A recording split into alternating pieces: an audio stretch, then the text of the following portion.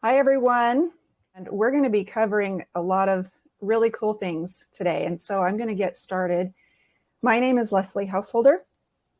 I am the author of The Jackrabbit Factor and Portal to Genius, and also a book called Hidden Treasures, Heaven's Astonishing Help with Your Money Matters. And I just want to kind of give you a brief recap of who I am, why I do what I do, because I know some of you are here invited from a friend, or maybe your first time joining us, and I'm glad that you're here. So, long story short, I will try to keep it short, but when I first got married, my husband and I, we had big dreams, and we had a picture in our mind of how we expected life was going to go. And very quickly, we discovered life wasn't going to go the way we had expected it to go. We had a number of setbacks. We had financial setbacks, medical setbacks, a lot of blows that had me wondering what is going on. Why is it that everybody around me seems to be doing so much better than we are? Why can't we get in front of this? How come we can't come up for air? It went on for about 7 years, and it had me questioning things that I had never questioned before. Like, is there really a God? I just had faith previously that if I was just obedient to his laws and principles the best I understood them, that everything would work out. And it had me questioning everything.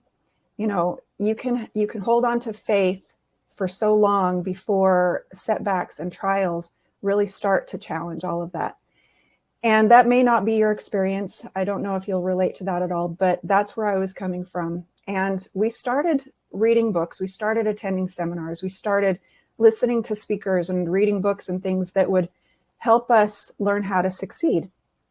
We were building a business and we were trying to get it off the ground. We were trying to get on top of all of our bills and our debts, and trying to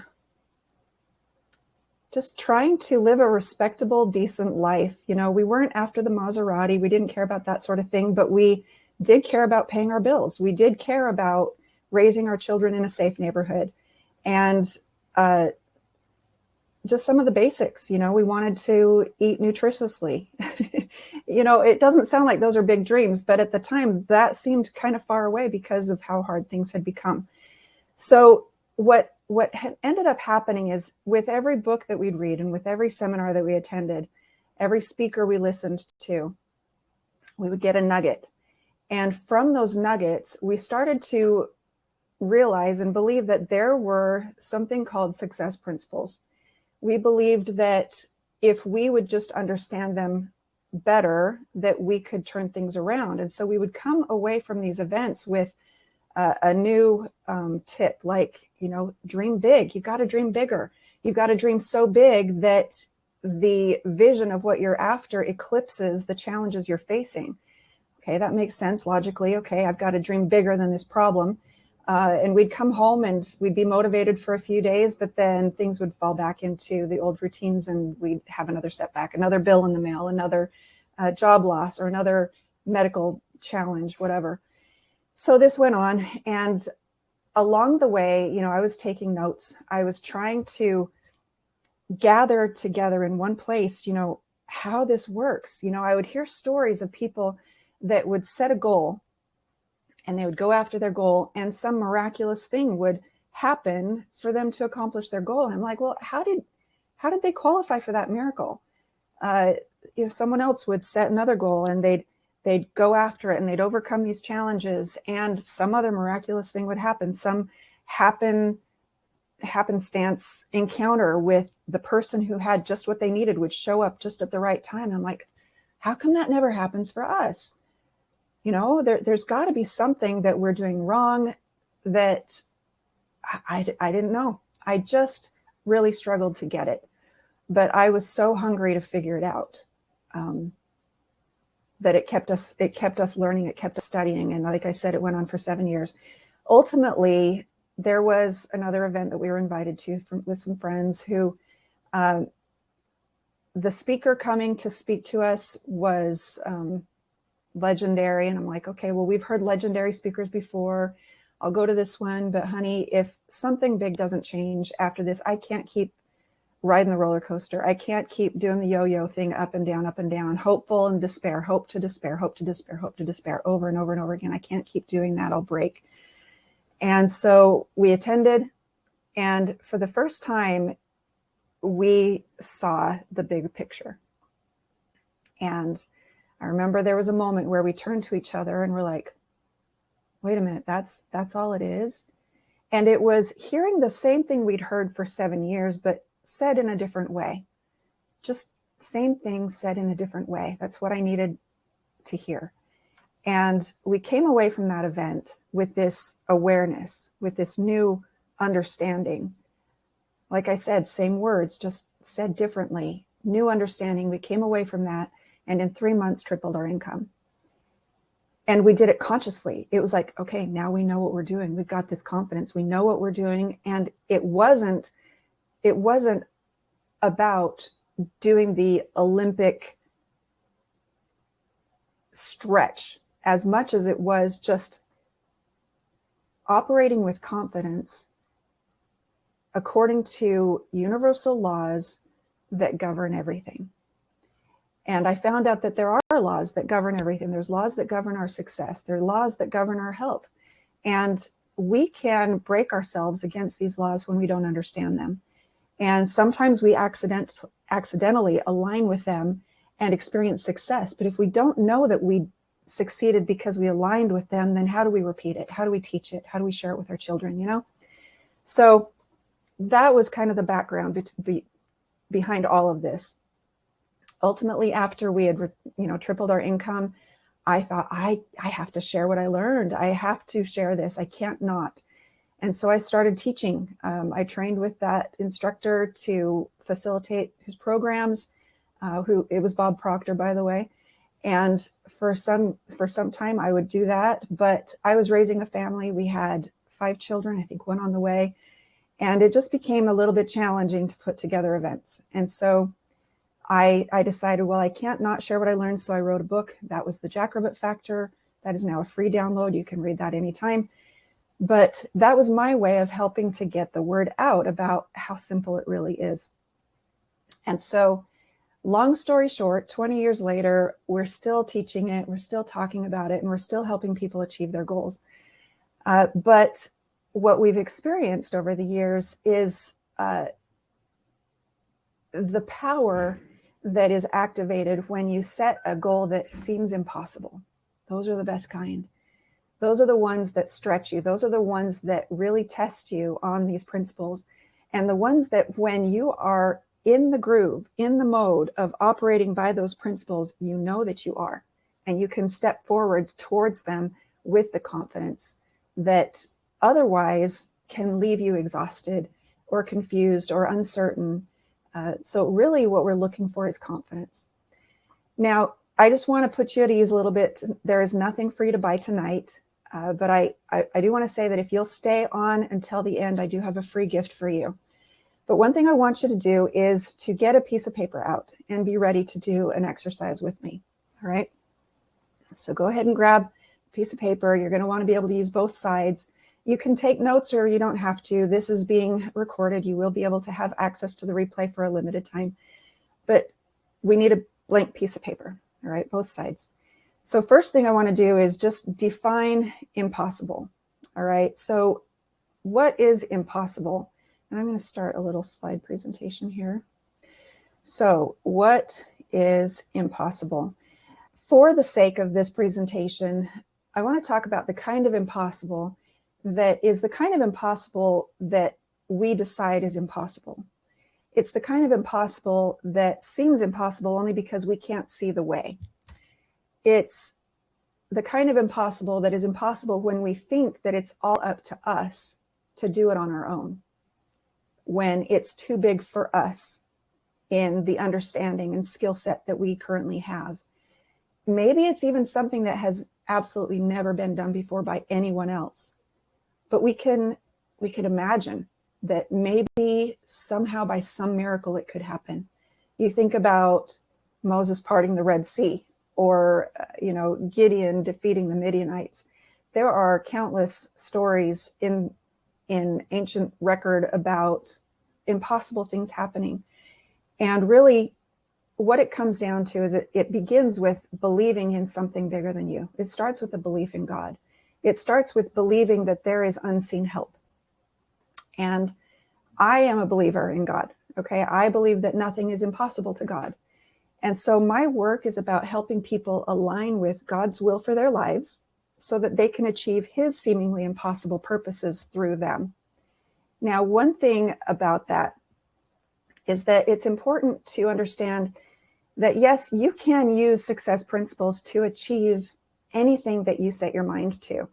However, I have used these principles to set goals that are in alignment with my life's purpose, my life's mission. Even if I don't entirely know what it is, I think we all have a sense of where we want to end up in life, at the end of our life, what we want to be able to look back about our life and say. You know, we don't want to look back on our lives and say, oh, I achieved all these things by cheating people, right? We want to do things in a right and proper way, things that are in alignment with God's plan and purposes for his children. I am a believer, and I know that if you were invited to this presentation, you're probably a believer also. But what we're aiming to do is to make sure that we are not the limiting factor. So there are 100 things that need to line up for that impossible thing to be achieved. And 99 of those things could be ready to go and all in place because of God's orchestration. But if we are the limiting factor, it won't happen. And so our job is not to manage the 99 things. Our job is to manage us and just to make sure we are not the limiting factor in what God can do for us. So I'm a believer that God wants more for us than we can possibly imagine. So my work is not about making things happen with no regard for his will. This work is really about getting ourselves out of the way so that those most glorious outcomes possible can be realized in our lives. So basically our job is just to make sure we're not the limiting factor in what God can do with us. So an example of something that was once considered impossible, I'd like to share something that Matt Fraser, he's an athlete, he's a writer. He said, experts said for years that the human body was simply not capable of a 4-minute mile. It just wasn't dangerous. It was impossible. And further legends hold that people had tried for over 1,000 years to break the barrier, even tying bulls behind them to increase the incentive to do the impossible. In the 1940s, the mile record was pushed to 4 minutes and 1 second, where it stood for 9 years, as runners struggled with the idea that just maybe the experts had it right. Perhaps the human body had reached its limit. And then on May 6th, 1954, Roger Bannister broke the 4-minute barrier, running that distance in 3.59 seconds, 0.4. As part of his training, he relentlessly visualized the achievement in order to create a sense of certainty in his mind and body. And then barely a year after Bannister's accomplishment, someone else ran a mile in under 4 minutes. Then more runners did. And now it's almost routine. Even strong high schoolers today run 4-minute miles. So the point is this: it took a sense of extreme certainty for Roger Bannister to do what was considered impossible. He alone was able to create that certainty in himself without seeing any proof that it could be done. But once he crashed through that barrier, the rest of the world saw that it was possible. And the previous record that had stood for 9 years was broken routinely. So let's talk about a few other things that were once impossible. Take flying, human flight. You know, people in medieval ages, they would see birds flying and wonder how that was possible, and perhaps only dreamed of ever being able to fly until the era when some young men determined that flying had to be possible for humans too. And the Wright brothers got to work, and now flying is no big deal. Human flight is no big deal, but it once was considered impossible. Cell phones, I don't know if we can stop and appreciate, but think back 100 years even, or 200 years, what it would be like to go up to somebody and say, all right, see this rock? I'm going to hold this rock and I'm going to tap it 10 times. And then I'm going to hold it to my ear, and someone from China is going to start talking to me. It's hard to comprehend how bizarre that would have seemed at that time, because now it's no big deal. But even now, to think about punching a certain series of numbers on your phone and getting one specific person on the other side of the planet. It's just amazing. It seemed impossible. It's no big deal. Now, you joined this call for a reason. And what I want is for your problem, whatever reason, whatever goal, whatever situation you want resolved, or whatever you want to achieve, I want that problem for you to become no big deal. And it comes down to having certainty, like was mentioned about Roger Bannister. Where do you get that certainty to accomplish something extraordinary? Well, I'll tell you 2 ways to get it. Number one is to see the end that you intend. What that is to put on the screen of your mind and imagine what that's going to feel like. You know, Roger Bannister had to have imagined himself running and seeing himself cross the finish line and feeling what would it feel like to break the 4-minute barrier. Doing it often enough that your subconscious mind actually believes it happened is the first step. It starts with your imagination. The power of your imagination actually causes things to happen in unseen ways. So I'm going to do for you what a mentor did for me once. And this was Bob Proctor, actually. He said, now imagine with me that you are standing at your kitchen table, okay? And you have a lemon, and it's on the counter, and you've got a knife, and you're going to cut that lemon, and you can feel the ridges. Now just imagine this with me. You feel it. It's kind of resisting, but then it pokes through, and now you can cut it easily, and you can hear it, the serration, you can hear it, right? And then it hits the table, boom, and then you open it up, and you're smelling the lemon. Can you smell it? Now, if you're not doing this with me, you're missing an opportunity, all right? So smell the lemon. Okay. Now you're going to put it down. You're going to cut it again. And it hits the table. Now you've got another section, and it's smaller, and you give it a little squeeze, and it kind of sprays in the face. You can smell it. I want you to get really close to it. And I want you to just smell it. Can you smell it? Maybe you'll smell the rind a little bit easier than the inside. Smell the rind. Okay, now I want you to get it really, really close. And now take a big giant bite out of that lemon. Now, if you visualize that, and if you allowed yourself to experience what I just described, then you probably salivated, right? So I know I did when he did this for us. Your imagination not only causes your body to perform to the imagination's expectations, like Bannister's did. You didn't have a real lemon there, but your body was responding to the expectation.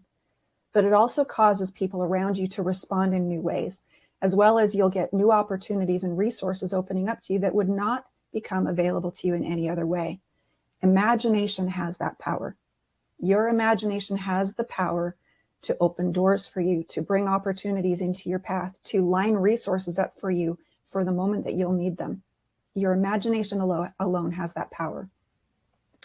But the second way to develop certainty is to, and I'm going to get to the second way in just a second. I want to do an exercise around this first way to see the end that you intend. So I asked you to get a piece of paper out, right? I want you to pull that out now.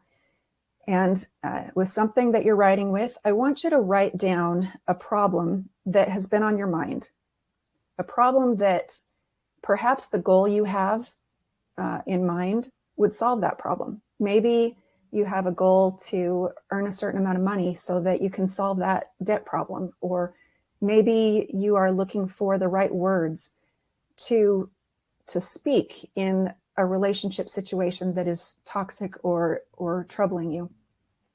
Or maybe you're looking for the right path, a remedy to resolve a health concern. Whatever it is, I want you to write down on your piece of paper at the top of the first page, describing the problem. Just tell me what the problem is. And if you'd like to, you can put it in the chat. But really, the most important thing is that you've got it written down. So take a minute to do that. You can put in one sentence or less, all right?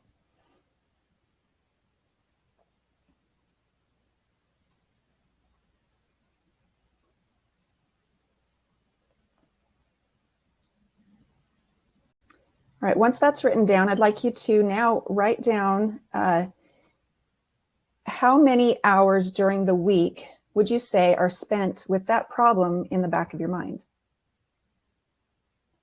Write down how many hours during the week, would you guess, are spent with that problem running in the back of your mind.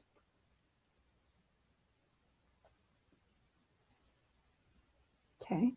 Now I want you to take that number and multiply it by 624. You can use your calculator on your phone or on your computer, or do it longhand if you remember how. 624 times the number of hours during the week that you say are spent with that problem in the back of your mind.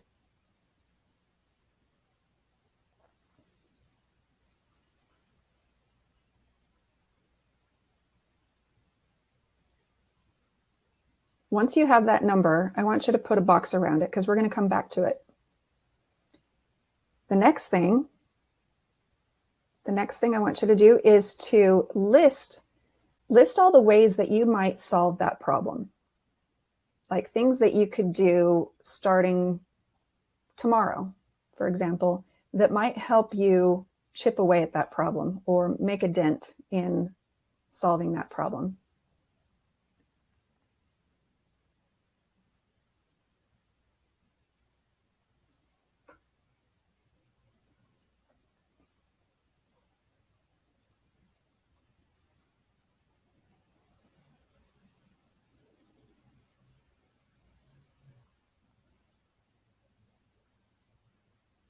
See if you can get at least 4 things down.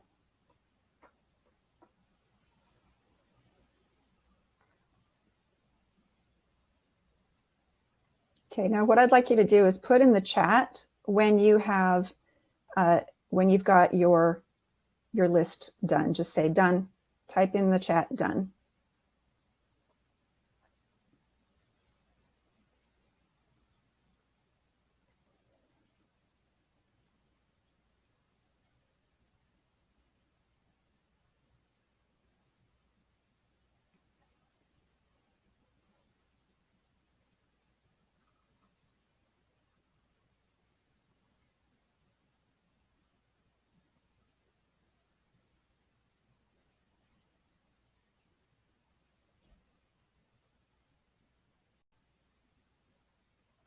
Okay, good. All right, now I want you to turn the page over. Turn the page over, and what I want you to do is I want you to describe how the problem looks solved. So in other words, if you wrote down on the front side, I am struggling with X amount of debt, okay? Or I am struggling with this particular health challenge, or I'm struggling with this particular relationship challenge or self-esteem problem, or whatever it might be. On the back side, you would say something like, I am so happy and grateful now that we are financially free. Or I am so happy now that we are on a vacation that is celebrating our debt payoff. Or I am so amazed that I found a way to pay that creditor. So you're describing the feeling or something about what it looks like on the other side of it. I don't want you to write, so glad I paid that off, because that's not on the other side of it. That's still doing the thing. What I want you to describe is what's after that. What's after that? A lot of people haven't considered what's on the other side of the problem. What does it look like now that the relationship is healthy? What does it look like now that you're healthy? What are you doing with your time? What does that look like? What does that feel like? Remember the lemon exercise. I want you to activate your imagination on this and imagine something about that experience. What is that actually going to feel like? I've never considered. What would it feel like to finally be in a home of our own? That's one of my first exercises. When I was challenged to picture what I wanted and imagine how that would feel. At the time, we were living in a little 2-bedroom apartment in a part of town that I was not that concerned me a little bit. And I went and I decided, well, what would it feel like to be in a home of our own? I don't know, never had one. I imagine I would come home and open the door and be carrying groceries, and the kids would run up from behind me maybe, and I for just a moment I could glimpse it. And so on my paper I might write, I love having a home of my own. I love the extra space of the backyard. The children are playing. It's safe here. Something like that. You're describing what the problem looks like solved. Okay. Once you've done that, I want you to type in the chat, pictured,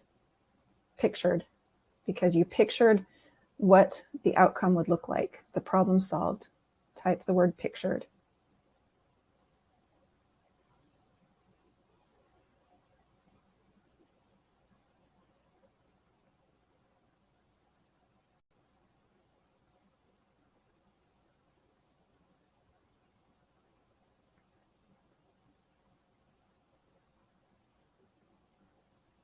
Good.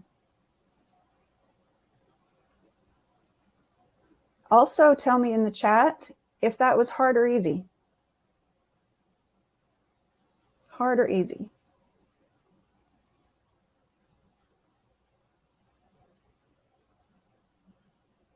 Mike says solved. He's feeling it.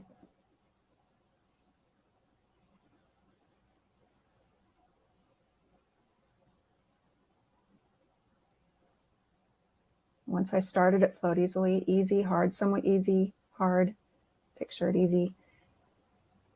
A lot of people find this to be hard if they've never done it before. What I want you to notice is that your imagination is working all the time. How many times do you face a situation and you're already imagining the worst case scenario? That's easy. Is it easy to imagine the worst case scenarios? Okay, so what we're trying to do is we're trying to activate and practice our imagination in a constructive way to begin the creation process, to begin creating the desired outcome instead of the things that we're trying to avoid.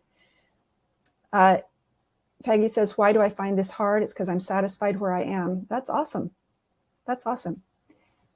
It's a good thing to be grateful for where we're at, you know, because success breeds success, and gratitude also breeds greater blessings. And so there's nothing wrong with not wanting more, but I'm telling you what, life has a way of throwing us challenges, and it is a skill set to learn how to face the challenges in a creative way so that it doesn't take us out. You know, I know people who have aligned with the laws and principles unconsciously. They haven't, because maybe that's how life was modeled to them from their parents, or they instinctively know to be more optimistic than what is for some of us a default. But when life throws them a curveball, sometimes it can be hard for them to get back on track and know how to reclaim the groove that they had been in before. So now that you have the problem solved, described on your paper, I want you to take a minute and see yourself there. See if you can trick your subconscious mind for just a moment into believing that it's actually happened. And see if you can do it to a point where you actually feel what that's going to feel like. I want you to take a moment to do that. What would it feel like to finally find that soulmate that you've been looking for? Or what would it feel like to finally get that ideal job you've been praying for? What's that going to feel like? And when you've felt it for just even a moment, I want you to type felt it.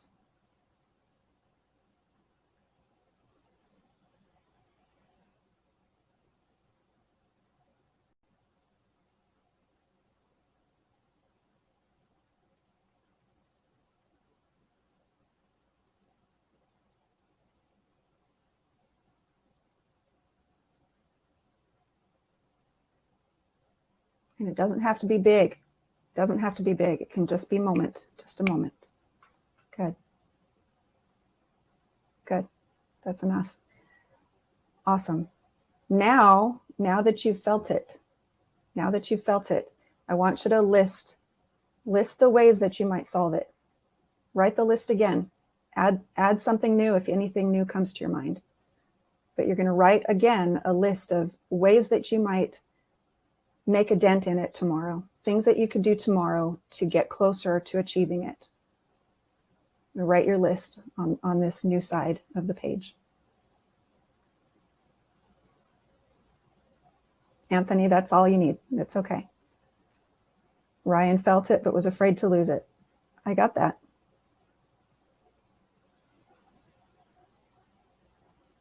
And you may be writing the same things down, and that's fine. Just write down what comes to mind now of different ways that you might tackle it. Something you could do tomorrow to make a dent, to make progress. Maybe you thought of somebody you should make a phone call to, or maybe you thought of some book that you ought to pick up, or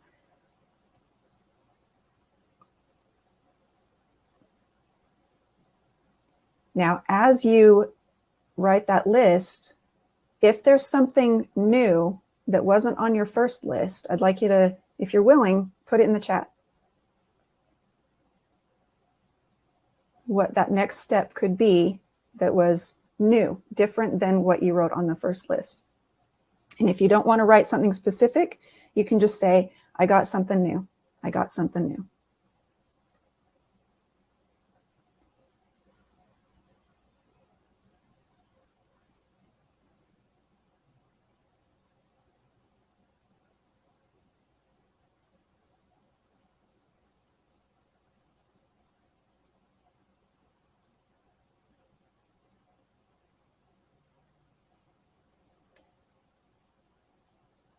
Good. Got something new. Let God guide instead of me.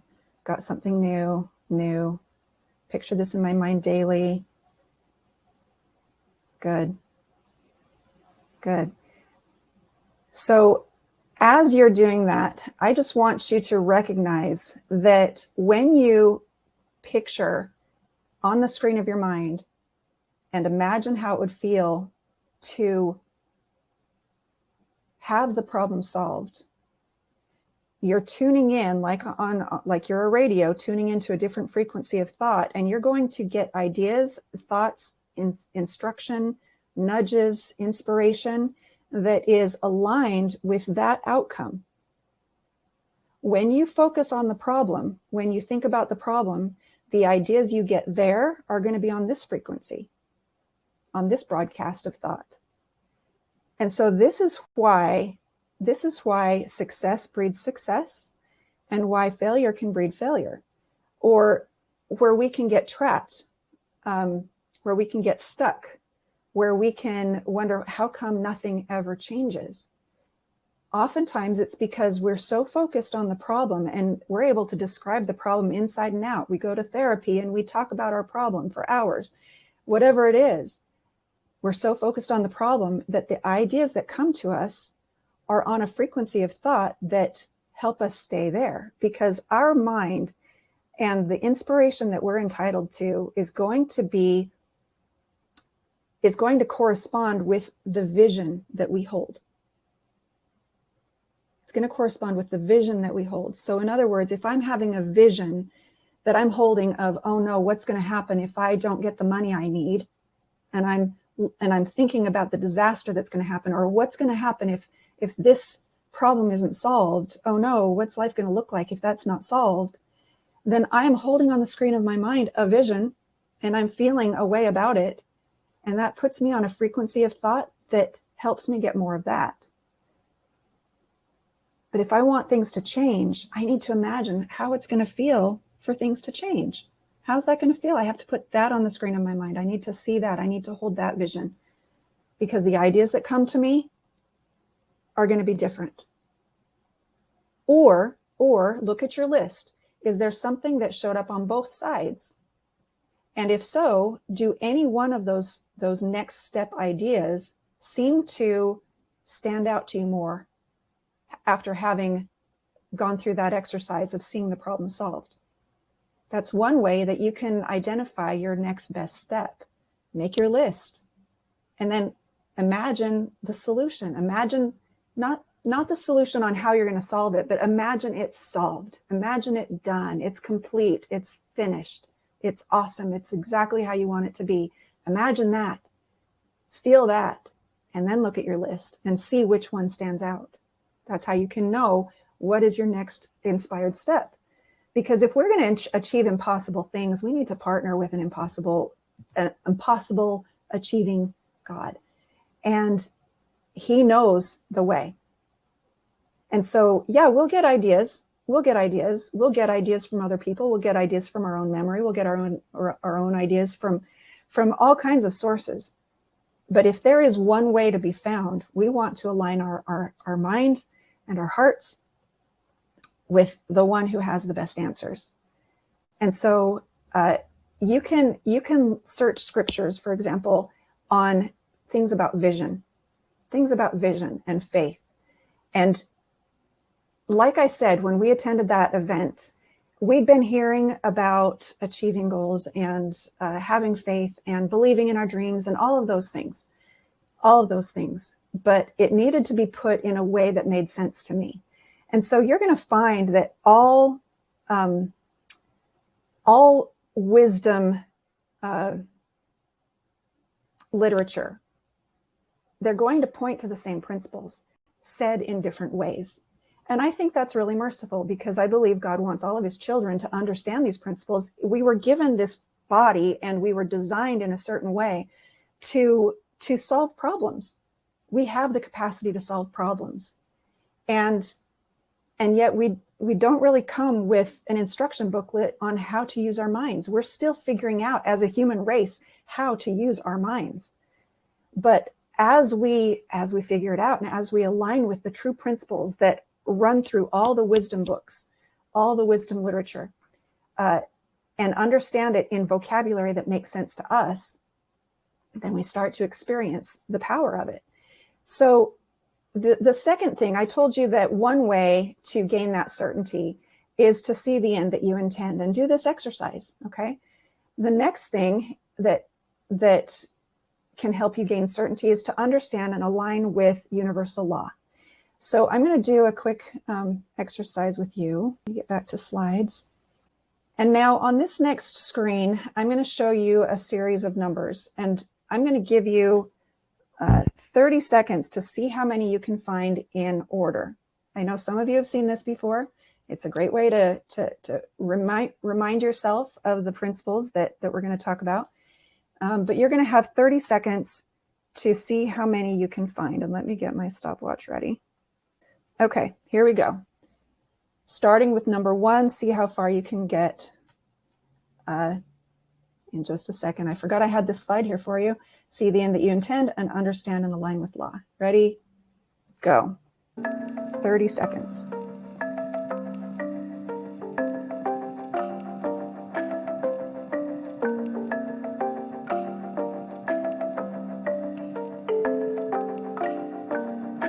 Actually, I'll give you a whole minute.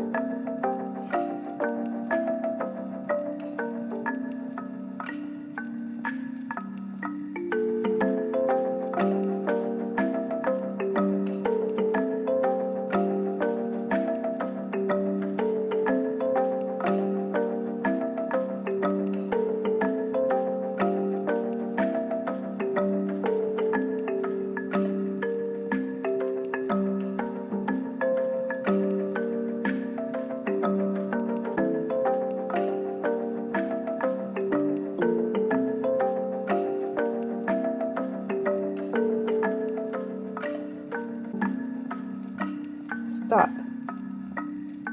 So now put in the chat how far you got. What was the highest number you found in order? Looking for them in order. What was the highest number you found? Put it in the chat. Who's going to be brave? Good job. Samuel, 38. Cool. Seen it before. Awesome. Okay. Okay, so now we're going to do this again, but this time I want you to notice that the page is separated into quadrants. And you're going to find number 1 in the upper right, number 2 in the bottom right. And it's going to go clockwise like so. So ready, we're going to do this again. Ready, set, go.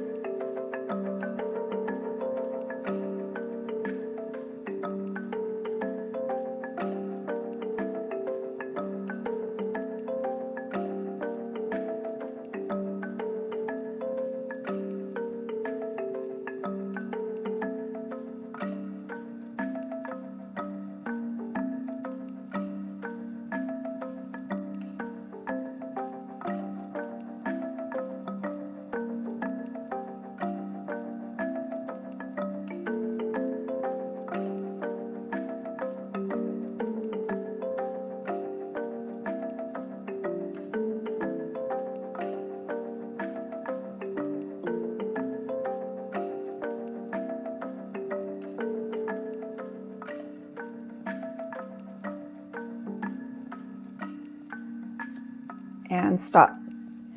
Okay, now in the chat, I want to know if you did better. Instead of putting your number down, just say better or the same, or I just want to know who did better.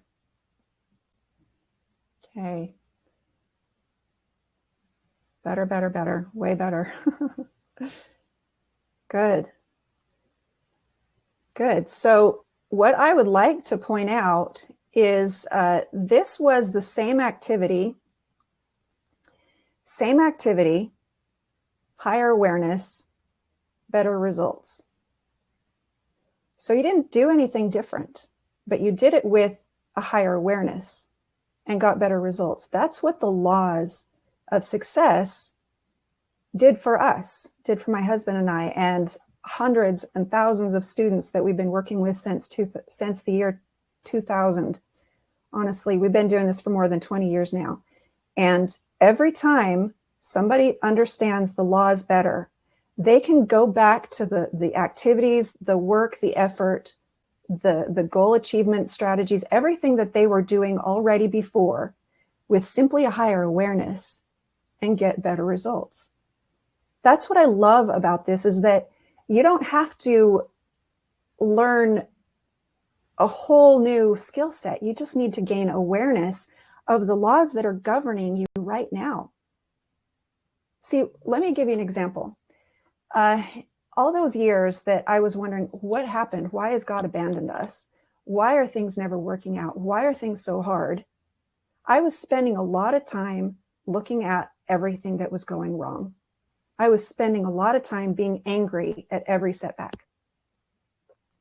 I was spending a lot of time worrying and fretting about what was going to happen if we didn't figure it out. And all the while, I look back now and I can just imagine God waiting there with all the blessings that he wanted to give me, just waiting for me to have faith. I thought I had faith. I was having faith by paying tithing. I was having faith by serving where I could, because I thought maybe that would earn me some blessings. But all the while I was so worried. I was so worried and so fretful. And scripture says, fear not. How many times does it admonish us to fear not? I never took that as a commandment, but go look it up in Judges. It's a commandment to fear not. But I was fearing and I didn't know how not to. I didn't know how to replace it with faith. Like, all I knew was what I knew. And what was beautiful about this is, as I learned the principles, I was like, wow, that actually feels good. That actually makes sense. It was logical. It made sense. And it worked. And so I imagined him just waiting for me to exercise the kind of faith that would allow him to release those blessings to me. And so an example of this is, I would pray, Heavenly Father, we are in a mess. Please help us get out of this mess, right? I'm talking about the mess. This is so hard. And when I finally realized what I'd been doing because of this new awareness, and that I wasn't following the process as had been laid out in our universe to govern our success and partnership with God to achieve the impossible, my prayers changed. They turned into, what's that going to feel like to be able to tell my husband that bill got paid? So I'd imagine myself getting on the phone, honey, you won't believe it, but it worked out. I don't know how it worked out, but somehow that worked out. And I'd let myself get excited for a moment. It only takes a moment. And then I would hang up the phone, my imaginary phone, and I'd think what to do next. And I'd just start moving my feet. And that was what I envision now as God saying, oh, she saw it. She allowed herself to imagine it. She allowed herself to feel it. I can grant this. And we've lost count how many miracles we've experienced over the last 20 years. We have documented, our students send us stories all the time of that one little shift and what a difference it made. Now, sometimes you may find that you've already learned that and you've already practiced that and you've already seen results with that. But there's this thing that is just so big and you're not quite sure what else you're missing or what else you could do to help that happen. And that's what I want to help you with. Ben Southall, he read The Jacobite Factor, and he was competing for one job out of 34,000 applicants. And he said that book and what he had learned from that book was key in helping him beat out 34,000 applicants for the world's best job. It was to become the island caretaker in the Great Barrier Reef, 2008. You can look it up. But he got that job. And it's because he approached it with the confidence that these principles can give you. One of my dearest friends, Marnie, she has this large property in Georgia and acres, and she wanted horses on the property. She knew she couldn't afford horses, and she didn't have a fence for horses, and a fence would have cost way more than she had at the time. And so, but it didn't matter. It didn't matter when the dream is big enough, the facts don't count. Maybe you've heard that before. And so she applied these principles, and pretty soon she got a phone call. Remember, I told you, when you see it and you feel it, it doesn't just change you, but it activates something that impacts people in the world around you. And she got a phone call from somebody that said, hey, I understand you have large property. Could we board our horses on your property? And Marnie said, I don't have a fence. And they said, if we put a fence up for you, can we put our horses on your property? And she got the horses. Another example, one of our students wanted twins, and she got twins without fertility treatments. One of our students, it was a CEO of a company who signed up for our year-long program. He had to stop attending after the first 3 months because he got so busy managing a new successful merger that he'd been working for. I want to share this one. I know Vanessa's on the call, but I love this story that she shared with me a long time ago. She said, I am amazed and humbled by what has unfolded in the last few days. This vacation we had dreamed about as a family is now a reality, albeit a few days shorter. I went from barely being able to pay $100 in tithing on a $1,000 order and then having barely enough for gas to travel and nothing to pay for car repairs to bringing in more than $7,000 in just a few short days, all of which came as blessings from the Lord and inspiration as to what actions to take and who to call. I have learned again that even when things seem at their most desperate and impossible, there is always hope that things can turn around very quickly, and that it often seems to get worse before it gets better, as when right after paying tithing, I didn't have enough money to pay for medicine, and then both cars broke down on the same day when things were already tight. And yet always, mostly at the last possible moment, something comes through. And we have stories and stories, but one of them I want to share with you is just Ann Ferguson. She beat cancer. I just want to share a piece of the story of how she did it. She says, it's so easy to jump down the rabbit hole of possible negative outcomes. When I found myself envisioning the negative, I chose to believe. I envisioned what I would love and came up with a scene I could play over and over in my mind. I saw a little 3-year-old hand in mine. We were walking on a beach into the water, splashing, kicking, and laughing as the waves hit our toes. Me and my granddaughter, playing in the water on a beach somewhere. And this was when her granddaughter hadn't been born yet. 2 weeks before the granddaughter was going to be delivered, as I understand it, she found out she was going to have to fight this cancer. she prayed to God to find the information that would best help her. And so she did what I described, and she got a spark to go to a specific page on Facebook and search their files. Step by step, she built her plan. And she is now our Rare Faith Programs Director, and she runs a 6-month program. That's something you're going to want to check out. But I told you tonight that there is nothing to buy, and that's true, and there isn't. But again, if you stayed till the end, I'll have a free gift for you. For now, I have an invitation. I'm getting ready to kick off another session of my Achieving the Impossible 12-month program. So if you want to be a part of a small group that's going to work with me for a whole year, I'm going to share a link with you in just a minute where you can submit an application. Achieving the Impossible, the program, is about bridging the gap between what seems impossible to you now and bringing it into the realm of possibility and living into it with grace and a fresh willingness to receive the greatest possible outcome. So spots are limited. Not everyone is going to be accepted into the program, but I want every one of you to apply anyway, because this is going to help me know what you're up to, what you want to achieve, and what's presently in the way. Because we do have other training options available, and I will say students are experiencing success at every level. We've been helping people achieve their goals for over 20 years now. So when you complete an application, it just helps me make sure you're in the right place and ready to meet the challenge that this program is going to be for its participants. So I know you have questions about cost, because you want to know if getting extra training is even possible for you right now. But a more important question is to be asking how much it's costing you not to learn these skills and to not solve the problem. So I want you to look back at that number you boxed up on your paper, put a dollar sign in front of it, because over the next 10 years, if you only earn minimum wage, that's how much it's costing you to not solve the problem you came to solve. If your time is worth double or quadruple minimum wage, then double or quadruple that number, because that's how much it's costing you to have that problem occupying your mind as much as it is every single day. So imagine, what would life be like to have that problem solved? What if I could help you learn how to align your thoughts to the point that the impossible thing in front of you is finally no big deal? So I'm going to share a link on where you can apply. There's really no obligation. Some of our other options are self-paced. Some are guided, where one of our program facilitators work with you for 3 months or 6 months. There's a lot of options. We're just excited to help you understand how to use Rare Faith to achieve whatever it is that you have in mind. So lastly, I promised you a free gift for staying to the end. Here is where you can request a free consultation.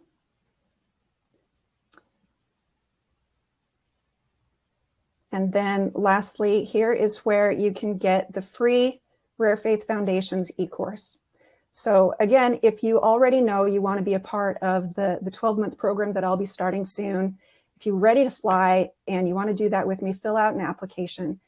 And if being accepted into that program seems impossible to you right now, that's perfect, because maybe you're worried about the limited spaces available, or maybe you're worried about the investment.